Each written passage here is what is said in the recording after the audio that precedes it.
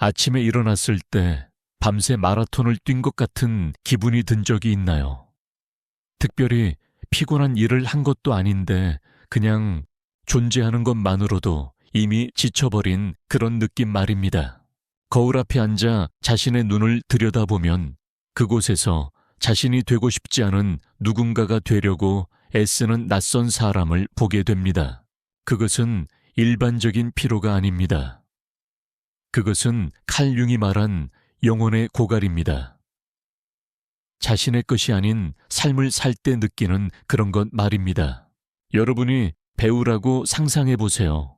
하지만 높은 보수를 받고 인정받는 전문 배우가 아니라 자신이 싫어하는 역할을 억지로 맡아야 하는 아마추어 배우입니다. 자신이 선택하지 않은 무대에서 만족시킬 수 없는 관객 앞에서 연기해야 하는 것입니다.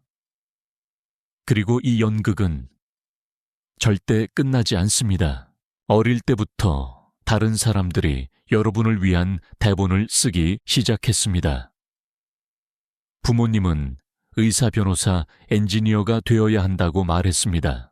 사회는 30세 전에 결혼해야 하고 집도 있어야 하고 차도 있어야 하고 성공해야 한다고 속삭였습니다. 친구들은 즐겁게 살아야 하고 긍정적이어야 하고 강해야 한다고 압박했습니다. 그리고 점점 여러분은 그 모든 기대의 소음 속에서 자신의 진짜 목소리를 잊어버렸습니다. 융은 인간의 가장 큰 고통은 실패가 아니라 자신의 것이 아닌 삶에서 성공하는 것이라고 말했습니다. 여러분은 모든 것을 가질 수 있습니다. 좋은 직업, 안정적인 관계, 사회적 인정을 말입니다.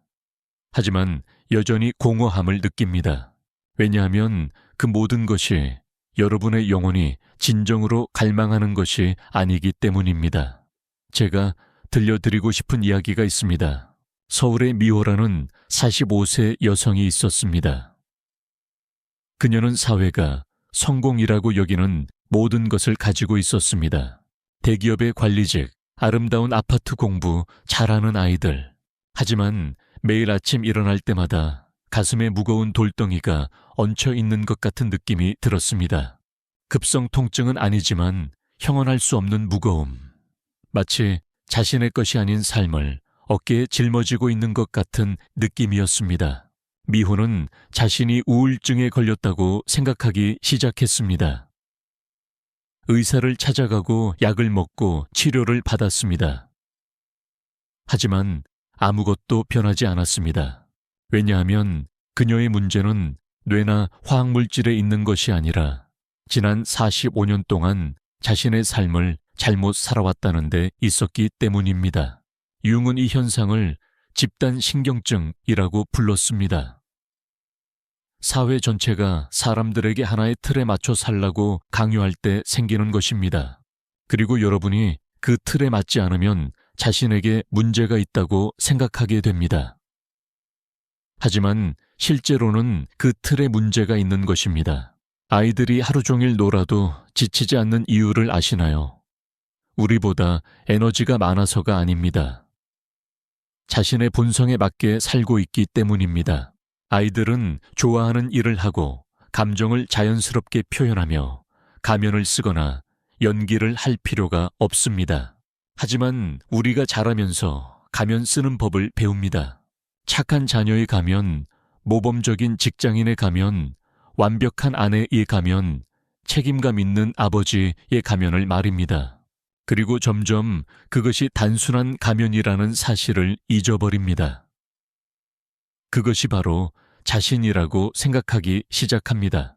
융은 이런 가면들을 페르소나라고 불렀습니다. 라틴어로 배우의 가면이라는 뜻입니다. 페르소나는 나쁜 것이 아닙니다. 사회에서 살아가기 위해 필요한 것입니다. 하지만 문제는 우리가 페르소나와 완전히 동일시될 때 가면 뒤에 여전히 고유한 갈망과 두려움, 꿈을 가진 진짜 사람이 있다는 사실을 잊어버릴 때 생깁니다. 그리고 바로 이것이 여러분이 피곤함을 느끼는 이유입니다. 삶이 어려워서가 아니라 자신의 것이 아닌 삶을 살고 있기 때문입니다. 여러분은 자신이 아닌 이미지를 유지하기 위해 모든 에너지를 쏟고 있습니다. 이렇게 생각해 보세요. 여러분이 물고기인데 평생 원숭이처럼 나무 타는 법을 배우려고 한다면 절대 성공할 수 없을 것이고 항상 자신이 실패자라고 느낄 것입니다. 여러분이 어리석거나 약해서가 아니라 자신의 본성에 맞지 않는 일을 하고 있기 때문입니다. 앞으로 30분 동안 윤기 개성화 과정이라고 부른 여행을 함께 탐험해 보겠습니다. 다른 사람의 기대에 따라 사는 것에서 진정한 자신이 되는 것까지의 여행 말입니다. 현대 사회가 왜 지친 영혼들을 만들어내는지, 그리고 더 중요하게는 어떻게 자신에게로 돌아가는 길을 찾을 수 있는지 알아보겠습니다. 언제 자신의 것이 아닌 삶을 살고 있는지 알아차리는 방법. 너무 오랫동안 얼굴에 붙어있던 가면들을 벗어내는 첫 번째 단계들, 그리고 세상의 소음 속에서 자신의 영혼의 진짜 목소리를 듣는 방법에 대해 이야기해 드리겠습니다. 이것은 쉬운 여행이 아닙니다. 융은 자신이 되는 것이 인생의 가장 큰 도전 중 하나라고 경고했습니다. 하지만 그것은 또한 진정한 행복과 마음의 평화로 이어지는 유일한 길이기도 합니다. 왜냐하면 결국 여러분은 자신이 실제로는 전혀 피곤하지 않았다는 것을 깨닫게 될 것이기 때문입니다. 단지 너무 오랫동안 다른 사람이 되려고 애써서 지쳤을 뿐입니다.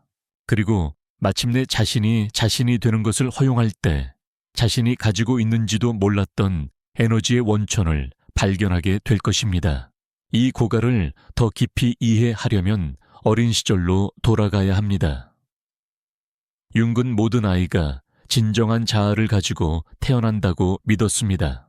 그들만의 독특한 잠재력과 열망 삶의 목적을 담고 있는 정신적 핵심 말입니다.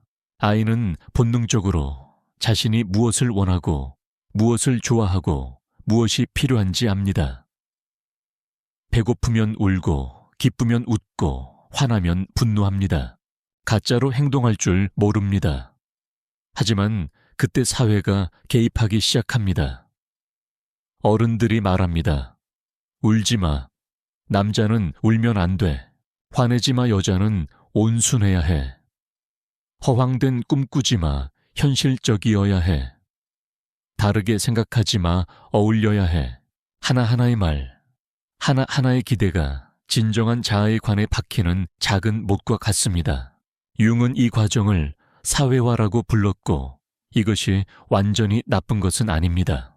우리는 공동체에서 사는 법을 배워야 하고 공통된 규칙과 가치가 필요합니다. 하지만 문제는 이 과정이 너무 멀리 갈 때 행동하는 법을 가르치는 것을 넘어 우리의 진정한 자아를 완전히 지워버릴 때입니다. 2019년 도쿄에서 흥미로운 심리학 연구가 진행되었습니다. 연구자들은 500명의 성인을 추적했고 만성 피로를 가장 많이 느끼는 사람들이 가장 많이 일하는 사람들이 아니라 공적 자아와 사적 자아 사이의 차이가 가장 큰 사람들이라는 것을 발견했습니다. 다시 말해 가짜로 살수록 더 피곤해집니다. 융에게는 또 다른 매우 중요한 개념이 있습니다. 그림자 또는 샤도입니다. 이것은 우리가 부인하거나 숨기거나 부끄러워하는 자아의 모든 부분들입니다.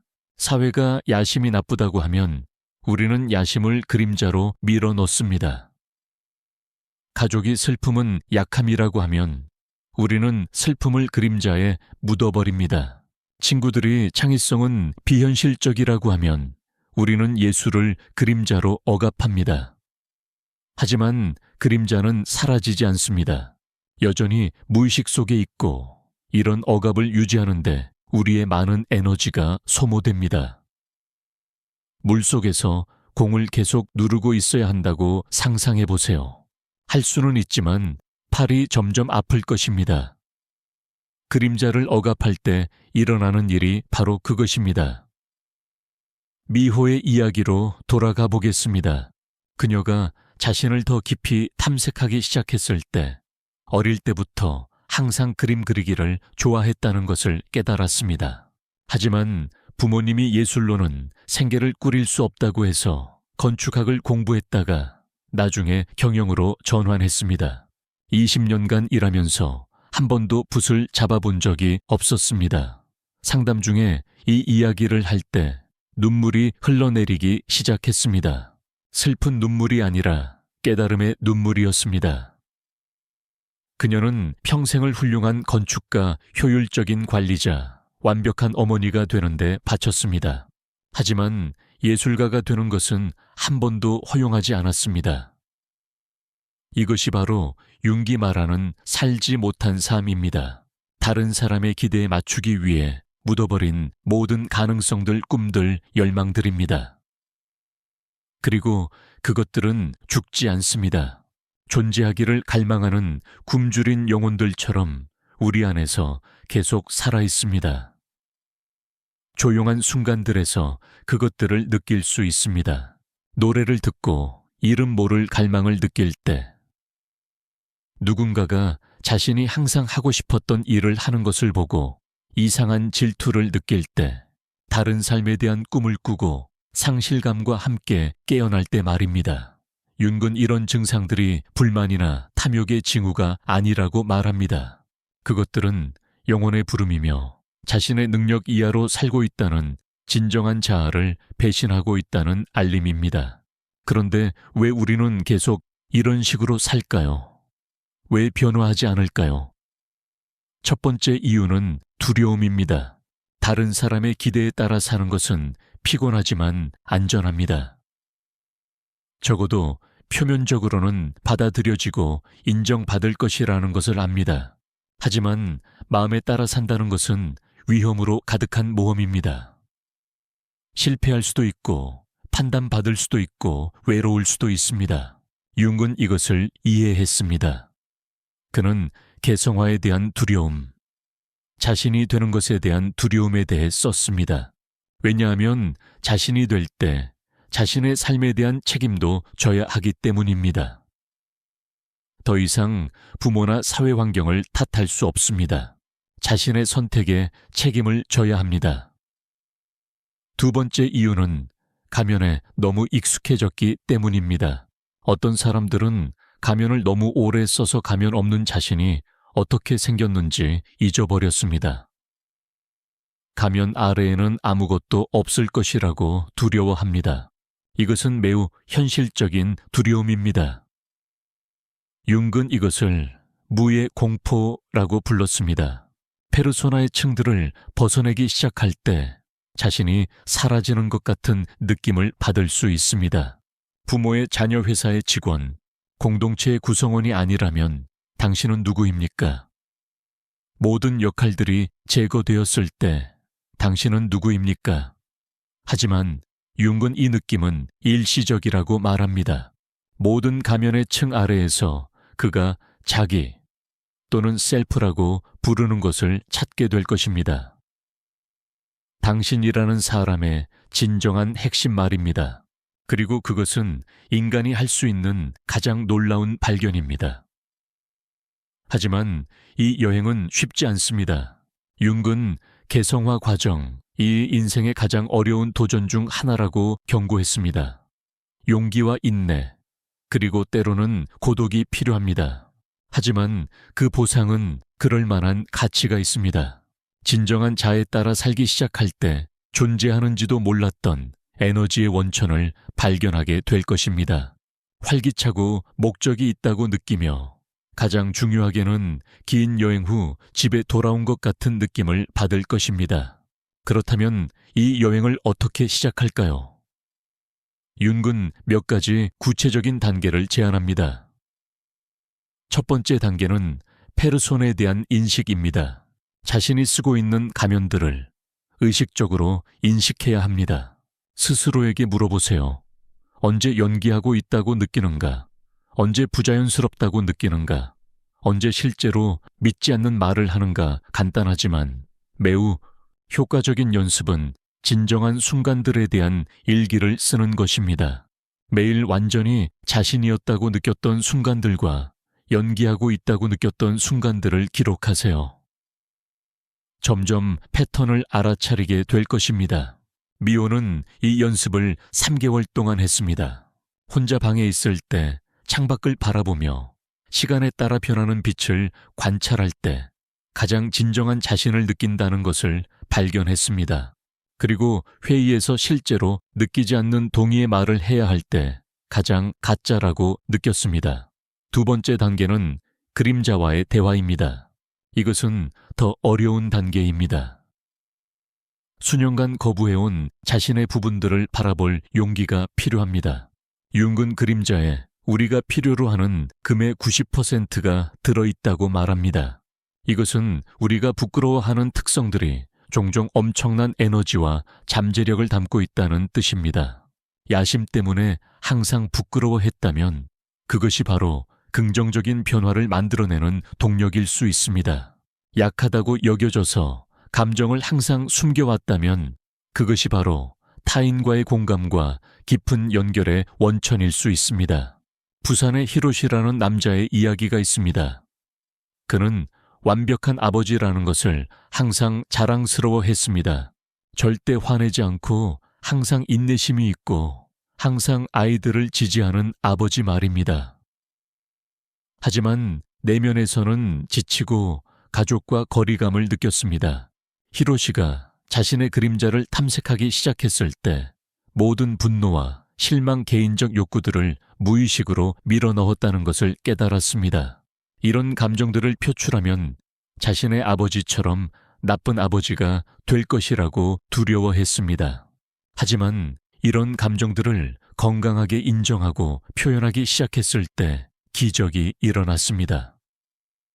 아이들이 그를 더 가깝게 느꼈습니다. 아내는 그가 더 진짜 같아졌다고 말했습니다. 그리고 가장 중요하게는 그 자신이 다시 살아있다고 느꼈습니다. 융은 그림자를 통합할 때 우리가 더 나빠지는 것이 아니라고 설명합니다. 오히려 더 완전해집니다. 사회적으로 받아들여지는 작은 부분만 사용하는 대신 우리의 감정과 에너지의 전체 스펙트럼에 접근할 수 있게 됩니다. 세 번째 단계는 자기의 부름을 듣는 것입니다. 이것이 가장 어려운 단계일 수 있습니다. 사회적 기대의 소음에 수년간 가려진 후 우리의 진정한 목소리는 매우 작고 듣기 어려울 수 있기 때문입니다.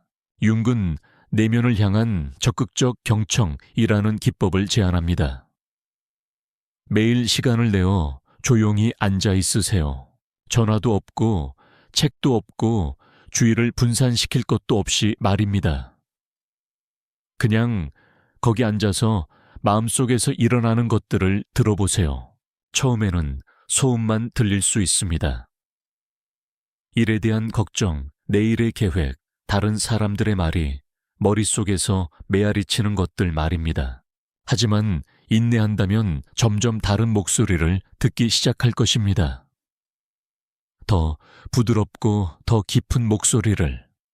그것이 자기의 목소리입니다. 이 목소리는 놀라운 것들을 말할 수 있습니다. 직업을 바꿔야 한다고 할 수도 있습니다. 건강하지 않은 관계를 끝내야 한다고 할 수도 있습니다.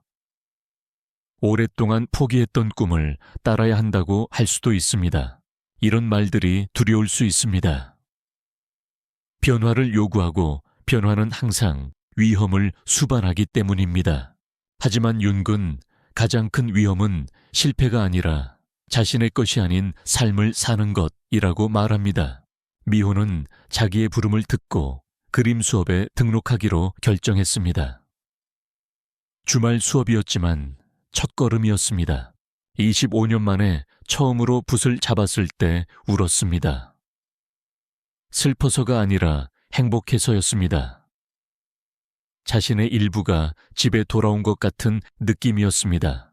히로시는 글쓰기를 시작했습니다. 항상 하고 싶었지만 비현실적이라고 여겼던 일이었습니다. 자신의 경험과 자아 발견의 여정에 대해 썼습니다. 결국 현대의 아버지 역할에 대한 작은 책을 출간했습니다. 베스트셀러가 되지는 않았지만 관리직에서는 결코 느끼지 못했던 완성감을 주었습니다. 이것이 바로 윤기 말하는 자기의 개화입니다. 진정한 자아가 존재하고 발전하는 것을 허용할 때 우리는 더 행복해질 뿐만 아니라 더 창의적이고 더 사랑스럽고 더 의미 있어집니다. 하지만 이 여행에는 고유한 도전들도 있습니다. 가장 큰 어려움 중 하나는 개성화의 고독입니다. 진정한 자아에 따라 살기 시작할 때 여전히 페르소나에 따라 살고 있는 주변 사람들과 분리된 느낌을 받을 수 있습니다. 융은 이것이 자연스럽고 필요한 단계라고 말합니다. 나비가 고치를 떠나야 하는 것처럼 여러분도 더 이상 진정한 자아에 맞지 않는 관계와 상황들을 떠나야 합니다. 이것은 고통스러울 수 있지만 여러분이 되어가고 있는 사람에게 적합한 새로운 관계와 기회들을 위한 공간을 만들어줍니다. 또 다른 도전은 시스템의 저항입니다. 사회가족, 심지어 친구들도 여러분이 변할 때 불편해할 수 있습니다. 그들은 여러분의 옛 버전, 여러분이 맡던 역할들에 익숙해져 있습니다.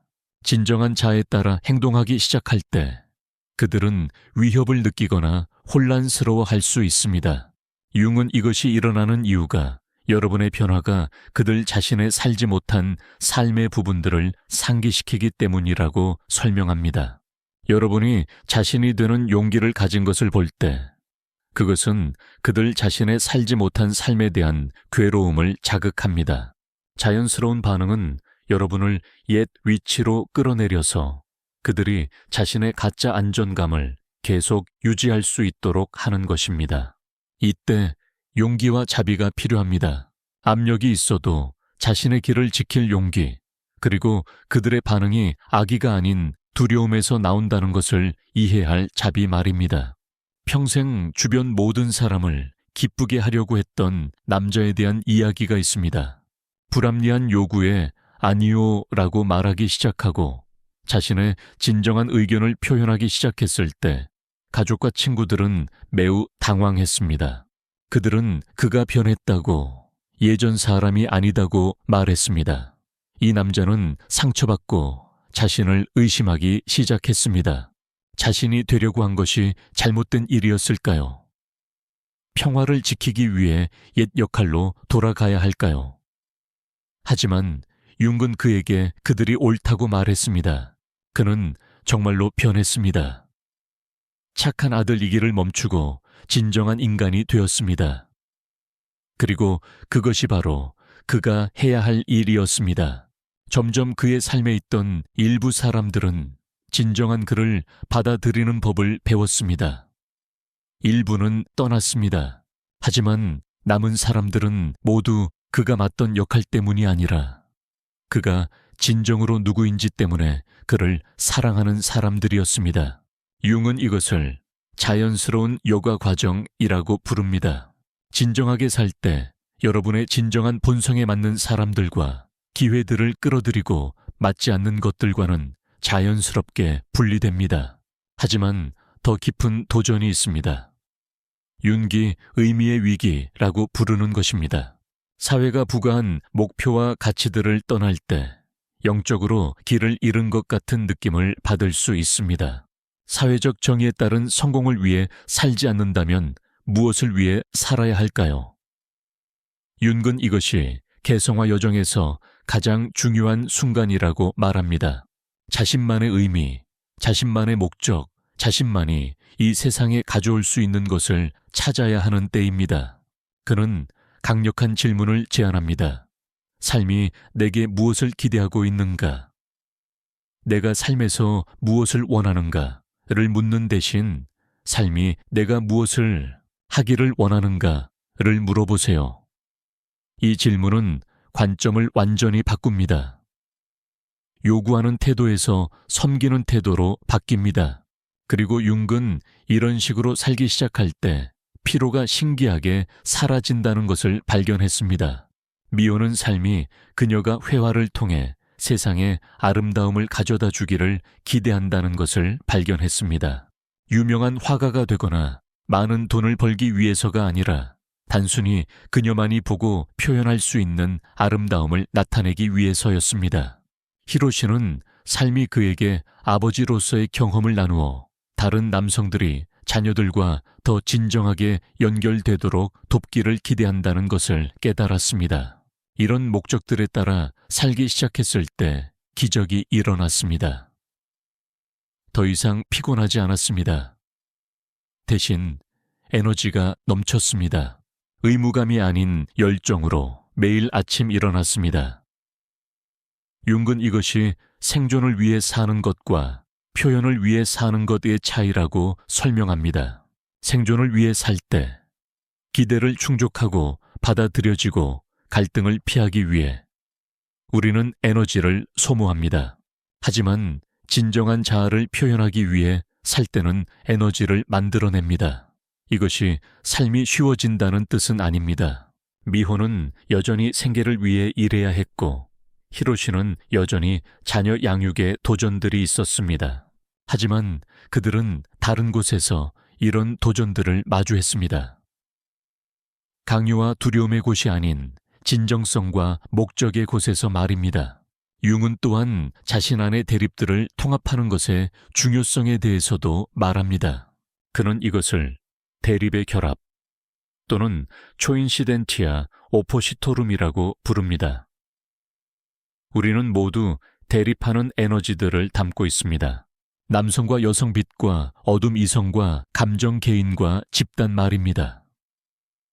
사회는 종종 우리가 한쪽을 선택해야 한다고 가르칩니다. 남자는 강해야 하고 약하면 안 됩니다. 여자는 온순해야 하고 공격적이면 안 됩니다. 어른은 진지해야 하고 아이처럼 장난스러우면 안 됩니다. 하지만 융은 완전함이 이 모든 측면들의 통합에서 온다고 말합니다. 완전한 남자는 강하면서도 민감할 수 있습니다. 완전한 여자는 온순하면서도 단호할 수 있습니다. 이 모든 측면들이 균형 있게 존재하고 표현되도록 허용할 때 우리는 훨씬 더 생동감 있고 활력이 넘치게 됩니다. 융이 종종 제안하는 연습이 있습니다. 거부된 측면들과의 대화라고 불리는 것입니다. 다른 사람들에게서 가장 싫어하는 특성들을 생각해 보세요. 탐욕, 약함, 공격성 또는 망상일 수 있습니다. 그런 다음 스스로에게 물어보세요. 나도 이런 특성들을 가지고 있지 않을까? 나는 어떻게 그것들을 숨겨왔을까? 이것이 탐욕스럽거나 공격적이 되어야 한다는 뜻은 아닙니다. 자신 안에 이런 에너지들을 인식하고 긍정적으로 사용하는 법을 배워야 한다는 뜻입니다. 탐욕은 노력하려는 동기가 될 수 있습니다. 약함은 공감 능력이 될 수 있습니다. 공격성은 중요한 것을 지키려는 결단력이 될 수 있습니다. 융은 이런 대립들을 통합할 때 그가 전인적 인간이라고 부르는 존재가 된다고 믿었습니다. 그리고 전인적 인간은 진정성 부족으로 인한 피로를 절대 느끼지 않습니다. 왜냐하면 그들은 자신의 모든 잠재력을 사용하고 있기 때문입니다. 하지만 아마도 융의 가르침에서 가장 중요한 측면은 자신이 되는 여정이 결코 끝나지 않는다는 인식입니다. 그것은 도달할 수 있는 목적지가 아니라 지속적인 성장 탐구 변화의 과정입니다. 그는 이것을 평생에 걸친 개성화 과정이라고 부릅니다. 삶의 각 단계는 더 깊이 자신이 될 수 있는 새로운 도전과 기회를 가져다 줍니다. 20대에 맞았던 것이 40대에는 더 이상 맞지 않을 수 있습니다. 젊을 때 해야 했던 역할들이 성숙해지면서 짐이 될 수 있습니다. 이것이 많은 사람들이 중년의 위기를 겪는 이유입니다. 나이가 들어서가 아니라 자기가 새로운 표현을 요구하고 있는데 그들이 옛 역할들에 매달리려고 해서입니다. 융은 이런 부름들을 정기적으로 듣고 반응한다면 큰 위기들을 피할 수 있다고 말합니다. 대신 강의 장애물을 피하기 위해 방향을 바꾸는 것처럼 부드럽고 자연스러운 전환들을 경험하게 될 것입니다. 융 심리학에는 자신의 최고 버전이라는 아름다운 개념이 있습니다. 이것은 도달해야 할 외부 기준이 아니라 이미 여러분 안에 존재하는 것들의 가장 완전한 표현입니다. 떡갈나무 씨앗을 상상해 보세요. 그 씨앗의 최고 버전은 소나무나 장미가 되는 것이 아니라 될 수 있는 가장 좋고 가장 높고 가장 강하고 가장 건강한 떡갈나무가 되는 것입니다. 마찬가지로 여러분의 최고 버전은 여러분이 가지고 있는 독특한 본성의 가장 완전한 표현입니다. 이런 식으로 살 때 기적이 일어납니다. 더 생동감 있고 에너지가 넘칠 뿐만 아니라 다른 사람들에게도 영감이 됩니다. 영감을 주려고 노력해서가 아니라 진정성이 자연스러운 자기적 힘을 가지고 있기 때문입니다. 미호가 주말에 공원에서 그림을 그리기 시작했을 때 관심을 끌려는 의도는 없었습니다. 하지만 점점 지나가는 사람들이 멈춰서 그녀가 그림 그리는 것을 보기 시작했습니다. 일부는 그녀와 대화를 나누며 자신들도 예술적 꿈이 있었지만 포기했다고 이야기했습니다. 45세에 열정을 따르는 그녀를 보는 것이 자신들의 꿈을 다시 생각해 보도록 격려했습니다. 히로시는 자신의 아버지 여정에 대한 블로그를 썼습니다. 많은 독자가 있지는 않았지만 독자들은 그의 진정성에 진정으로 감동받았습니다. 소셜미디어에 완벽한 이미지들만 공유하는 대신 자녀 양육에 진정한 어려움과 기쁨을 나누어줘서 감사하다는 편지를 보내왔습니다. 이것이 바로 윤기 말하는 의도하지 않은 영향입니다. 진정하게 살 때 우리는 자동으로 다른 사람들에게도 그렇게 할 수 있는 허가를 줍니다. 가르치거나 설득할 필요가 없습니다. 단순히 자신이 됨으로써 모든 사람이 내면에 가지고 있는 가능성을 반영하는 거울이 됩니다. 융은 또한 변경할 수 없는 것을 받아들이면서 변경할 수 있는 것을 변경하는 것의 중요성에 대해서도 말합니다. 개성화 과정의 일부는 진정한 본성의 일부인 것과 사회로부터의 조건화일 뿐인 것을 구별하는 법을 배우는 것입니다. 여러분의 분리할 수 없는 부분인 특성들과 경향들이 있습니다. 내향적인 사람이라면 외향적이 되려고 노력하는 것은 지치게 할 뿐입니다. 예술가의 영혼을 가지고 있다면 자신을 엄격한 기술적 틀에 억지로 맞추려는 것은 시들게 만들 것입니다. 하지만 가족과 사회에서 배운 패턴과 습관들도 있고 이것들은 우리의 성장에 도움이 되지 않는다면 바꿀 수 있습니다. 윤근, 본성 베르수스 조건화 분류라는 연습을 제안합니다. 2개의 열을 만드세요. 첫 번째 열에는 자신의 자연스럽고 변경할 수 없는 부분이라고 느끼는 특성들을 써보세요. 아주 어릴 때부터 있었던 것들, 여러분의 영적 DNA처럼 느껴지는 것들입니다. 2번째 열에는 가족이나 사회에서 배운 결과일 수 있다고 의심되는 행동사고, 감정 패턴들을 써보세요. 해야 한다고 생각하거나 느끼지만 실제로는 자연스럽지 않은 것들입니다. 첫 번째 열은 받아들이고 함께 작업해야 할 것들입니다. 2번째 열은 여러분의 행복과 성장에 도움이 되지 않는다면 바꿀 수 있는 것들입니다. 예를 들어 미호는 아름다움에 대한 민감성과 혼자만의 시간에 대한 욕구가 자신의 자연스러운 부분이라는 것을 깨달았습니다. 하지만 항상 모든 사람을 기쁘게 해야 하고 다른 사람을 실망시키면 안 된다는 믿음은 가족에서 배운 것이었습니다. 그녀는 그림을 그리고 명상할 시간을 내어 자신의 민감성과 고독의 욕구를 존중하기 시작했습니다. 하지만 불합리한 요구에 아니요 라고 말하는 법을 배워 모든 사람을 기쁘게 해야 한다는 믿음에 도전하기도 시작했습니다. 결과적으로 그녀는 훨씬 더 에너지가 넘쳤습니다. 더 이상 자신의 본성과 싸우는 것 같은 느낌이 들지 않았습니다. 융은 진정한 자에 따라 살고 있다는 가장 명확한 신호 중 하나가 몰입감이라고 말합니다. 이것은 하고 있는 일에 완전히 빠져들어 시간이 멈춘 것 같고 올바른 장소에서 올바른 시간에 올바른 일을 하고 있다고 느끼는 상태입니다. 아이들은 놀 때 이 상태를 자주 경험합니다. 예술가들은 창작할 때 경험합니다. 운동선수들은 경기할 때 경험합니다. 그리고 모든 사람이 자신의 진정한 본성에 맞는 일을 할 때 경험할 수 있습니다. 이런 몰입감을 거의 또는 전혀 경험하지 않는다면 그것은 진정한 자에서 너무 멀리 살고 있다는 신호일 수 있습니다.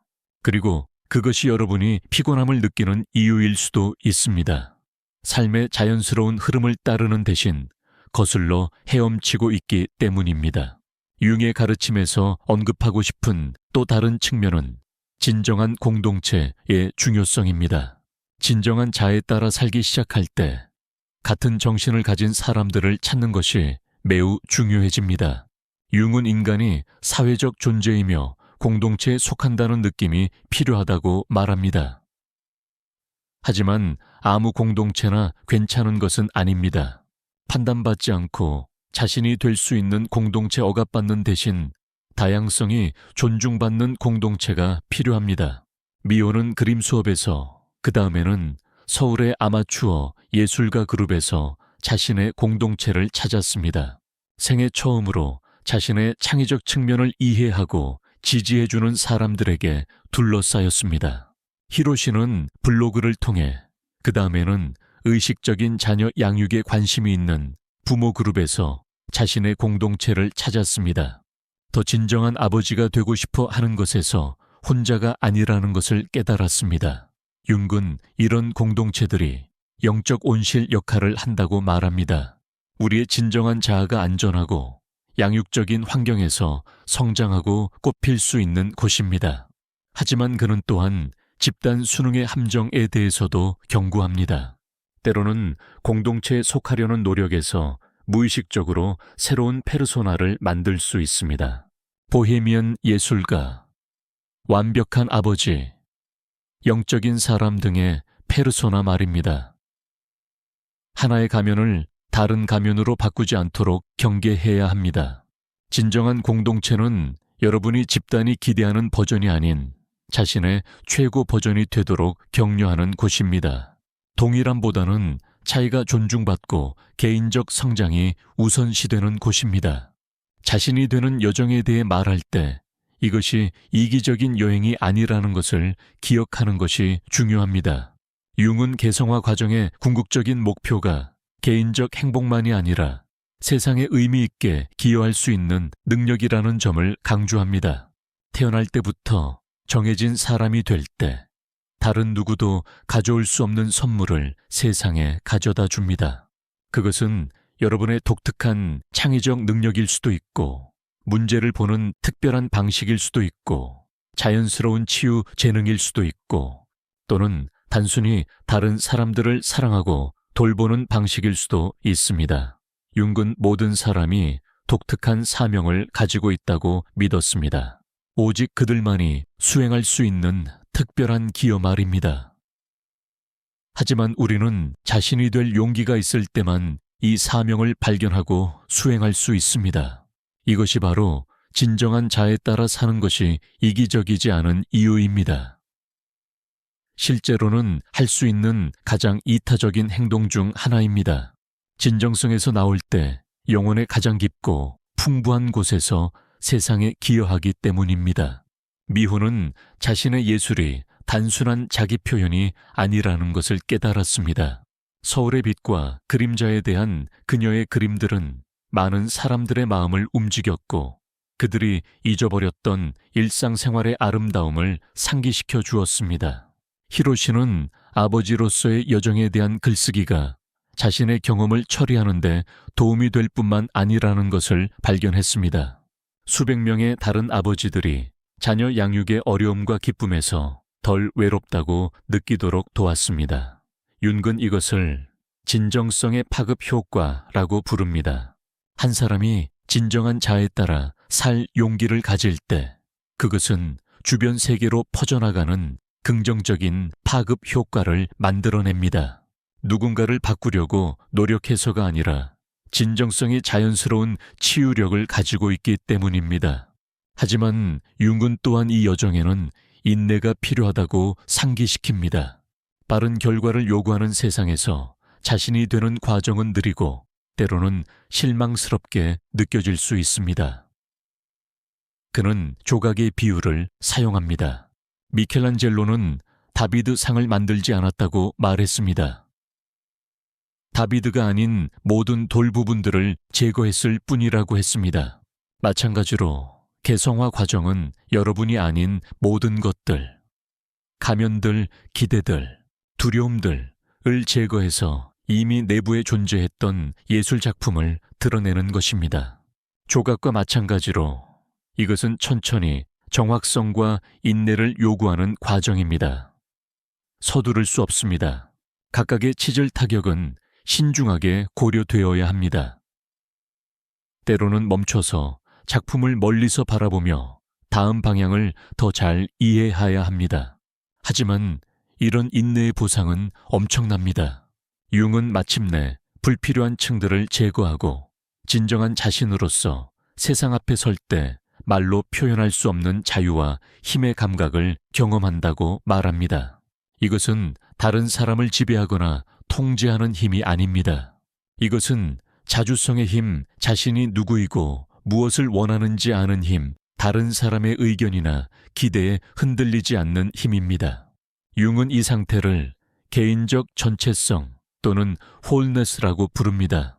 이때 자아의 모든 부분들, 받아들여진 부분들과 거부된 부분들, 빛의 측면들과 어둠의 측면들, 개인적 욕구들과 이타적 바람들, 모든 것이 통합된 전체로 결합됩니다. 이런 전체성을 달성한 사람은 더 이상 내적으로 분열되지 않습니다. 더 이상 자신과 싸우거나 가짜로 행동하거나 숨길 필요가 없습니다. 진정성과 지혜의 장소에서 모든 상황에 반응할 수 있습니다. 그리고 바로 이때 기적이 일어납니다.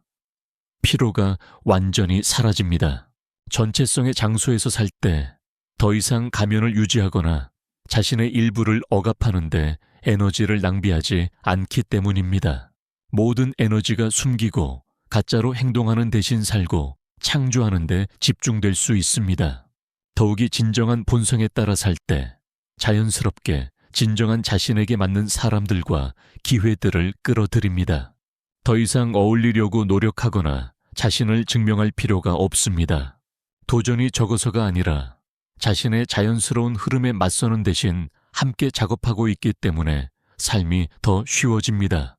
융은 종종 한 환자에 대해 이야기했습니다. 20년간 성공한 변호사로 일했지만 완전히 지쳐있던 중년 남성이었습니다. 치료 과정에서 이 남자는 항상 교사가 되고 싶었다는 것을 깨달았습니다. 하지만 가족이 교직을 미래가 없는 직업으로 여겨서 법학을 선택했습니다. 직업을 바꾸는 것은 쉽지 않았습니다. 다시 학교에 가야 했고 수입이 상당히 줄었으며 주변 많은 사람들의 이해 부족에 직면해야 했습니다. 하지만 놀라운 것은 강단에 선 첫날부터 집에 돌아온 것 같은 느낌을 받았다는 것입니다. 10년 후 융을 다시 만났을 때 그는 말했습니다. 변호사였을 때보다 더 많은 시간을 일하지만 예전처럼 피곤함을 느낀 적이 없습니다. 대신 매일 설렘으로 일어납니다. 마침내 사랑하는 일을 하면 평생 하루도 일하지 않아도 된다는 말의 의미를 이해했습니다. 이것이 바로 융이 묘사하는 변화입니다. 삶이 완벽해지거나 어려움이 없어지는 것이 아니라 힘과 진정성의 장소에서 삶에 직면할 수 있는 사람이 되는 것입니다. 융 심리학에서 제가 여러분과 나누고 싶은 마지막 개념이 있습니다. 동시성 또는 싱크로니시티입니다. 융은 사람들이 진정한 본성에 따라 살기 시작할 때 의미 있는 우연의 일치들이 더 자주 일어나기 시작한다는 것을 발견했습니다. 적절한 시간에 적절한 사람을 만납니다. 예상하지 못했던 기회들을 발견합니다. 닫혔다고 생각했던 문들이 신비롭게 열립니다. 삶이 일반적인 논리로는 설명할 수 없는 방식으로 그들과 협력하기 시작하는 것 같습니다.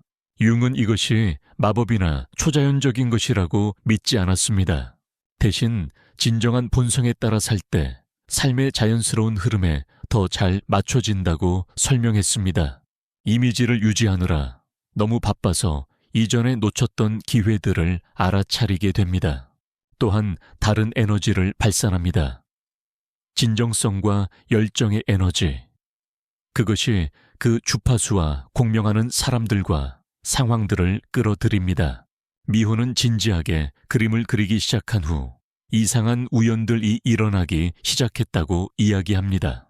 식료품점에서 갤러리 소유주를 만나 그룹전에 초대받았습니다. 창작을 위한 개인 공간이 필요하다고 결정한 지 며칠 만에 저렴한 아트 스튜디오를 찾았습니다. 수년 만에 연락한 옛 친구가 우연히 자녀에게 그림을 가르칠 사람을 찾고 있었습니다. 히로시도 비슷한 경험을 했습니다. 글쓰기를 시작한 후 육아에 관한 팟캐스트에 초대받고 출판사에서 연락을 받고 심지어 가족에 관한 TV 프로그램에 초대받기까지 했습니다. 이 중 누구도 이런 일들을 계획하지 않았습니다. 진정한 본성을 존중하기 시작했을 때 자연스럽게 나타났습니다. 융은 이것이 우주가 우리가 자신이 될 용기를 가질 때 응답하는 방식이라고 말합니다. 어떤 신비로운 힘이 우리를 돕고 있어서가 아니라 진정한 본성에 맞춰 살 때 자연스럽게 주변 세계와 조화를 이루기 때문입니다. 그리고 이 조화는 에너지를 소모하는 것이 아니라 만들어냅니다. 이것은 우리를 원래 질문으로 다시 데려갑니다. 왜 피곤함을 느끼십니까? 이제 융의 깊은 통찰을 탐구한 후 우리 중 많은 사람이 경험하는 피로가 약함이나 게으름의 징후가 아니라는 것을 이해할 수 있습니다. 그것은 영혼의 경보 신호이며 우리가 진정한 길에서 멀어져 살고 있다는 경고입니다. 그것은 무의식이 우리의 주의를 끌려는 방식이며 뭔가 잘못되었다.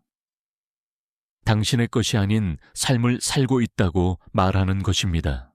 융은 마음 깊은 곳에서 우리 모두가 자신의 진정한 길을 안다고 믿었습니다. 항상 진정성을 향해 가리키는 내적 나침반이 있습니다. 하지만 현대 사회의 소음, 기대 압박, 소셜 미디어 소비자 문화, 이 나침반을 들을 수 있는 능력을 잃게 만들었습니다. 피로는 나침반이 우리와 대화하려는 방식입니다. 잘못된 방향으로 가고 있다. 멈춰서 들어봐 라고 말합니다. 하지만 듣는 대신 우리는 종종 카페인 약물 휴가 또는 오락으로 피로를 고치려고 노력합니다. 이해해야 할 메시지가 아닌 해결해야 할 문제로 취급합니다. 융은 피로와의 관계를 바꾸라고 조언합니다. 적으로 보는 대신 메신저로 보세요. 제거하려고 노력하는 대신 무엇을 말하려는지 이해하려고 노력하세요. 현재 직업이 진정한 가치와 맞지 않는다고 말하고 있을 수도 있습니다. 삶의 관계들이 에너지를 공급하는 대신 고갈시키고 있다고 말하고 있을 수도 있습니다. 꿈과 열망을 너무 오래 무시해왔다고 말하고 있을 수도 있습니다. 이런 메시지들을 듣고 그에 따라 행동하기 시작할 때 마법 같은 일이 일어납니다. 피로가 걷히기 시작합니다. 즉시는 아닙니다. 개성화 과정은 목적지가 아닌 여정입니다. 하지만 점점 수년간 느끼지 못했던 활력과 목적의식을 느끼기 시작할 것입니다. 매일 아침 두려움이 아닌 호기심으로 일어날 것입니다. 체념이 아닌 주체성과 힘의 감각으로 도전에 직면할 것입니다. 자신이 생각했던 것보다 더 많은 에너지가 있다는 것을 깨달을 것입니다. 하지만 그 에너지는 자신이 아닌 페르소나를 유지하고 받아들일 수 없다고 생각하는 자신의 부분들을 억압하고 자신의 것이 아닌 목표를 추구하는 데 갇혀 있었습니다. 이 모든 에너지가 해방되어 진정한 자아를 표현하고 발전시키는 데 집중될 때 자신이 무엇을 성취할 수 있는지 놀라게 될 것입니다. 그리고 가장 중요하게는 다른 사람의 삶이 아닌 자신의 삶을 살고 있다고 느낄 것입니다. 융의 아름다운 말이 있습니다. 마음을 들여다볼 때 시야가 명확해집니다. 밖을 보는 사람은 꿈꾸고 안을 보는 사람은 깨어납니다. 이것이 제가 여러분께 남기고 싶은 초대입니다. 계속해서 밖에서 답을 찾는 대신 다른 사람의 조언에서, 사회적 기대에서, 최신 자기 개발 트렌드에서 안을 들여다볼 용기를 가져보세요.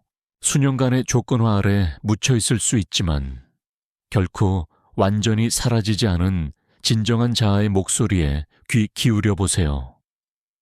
작은 걸음부터 시작하세요. 언제 가장 살아있고 에너지가 넘치는지 주목하세요. 언제 가장 지치고 부자연스러운지 주목하세요. 일상의 선택에서 이런 관찰들을 존중하기 시작하세요. 진정한 자아와 맞지 않는 것들에 아니요 라고, 그리고 무섭거나 관습적이지 않더라도 마음을 노래하게 만드는 것들에 예 라고 말할 용기를 가져보세요. 진정한 자아를 지지하는 사람들로 자신을 둘러싸세요. 되어야 한다고 생각하는 페르소나가 아닌 말입니다. 그리고 가장 중요하게는 자신에게 인내심을 가지세요. 진정한 자신이 되는 과정은 평생에 걸친 여정입니다. 좌절도 있고 의심도 있고 옛 패턴의 편안한 익숙함으로 돌아가고 싶은 순간들도 있을 것입니다. 하지만 진정성을 향한 모든 걸음이 활력을 향한 걸음이라는 것을 기억하세요. 자신에게 진실하기로 선택하는 모든 순간이 자신의 삶에 대한 힘을 되찾는 순간입니다. 융은 삶의 목적이 행복이 아니라 전체성이라고 믿었습니다. 행복은 왔다 갔다 할 수 있지만 전체성, 자신 안에서 완전하고 통합되었다는 느낌. 누구도 여러분에게서 빼앗을 수 없는 것입니다. 이런 전체성을 달성할 때 더 이상 만성적으로 피곤하지 않다는 것을 발견하게 될 것입니다. 대신 진정한 자신의 핵심에서 흘러나오는 에너지의 저장고에 접근할 수 있게 될 것입니다. 약하거나 게을러서 피곤했던 것이 아니라는 것을 이해하게 될 것입니다. 다른 사람이 되려고 노력해서 피곤했던 것입니다. 그리고 이제 자신이 될 자유를 얻었으니 에너지가 자연스럽게 돌아옵니다. 이것이 융이 우리에게 주는 선물입니다. 가장 깊은 피로가 치료받아야 할 의학적 상태가 아니라 존중받아야 할 영적 상태라는 이해입니다. 그것은 우리 자신의 가장 깊은 부분으로부터의 부름이며 진정한 자신에게로 돌아오라는 초대입니다. 그 부름에 응답하세요. 진정한 자아가 기다리고 있습니다. 그리고 그와 함께 여러분이 찾고 있던 활력과 목적도 함께 있습니다.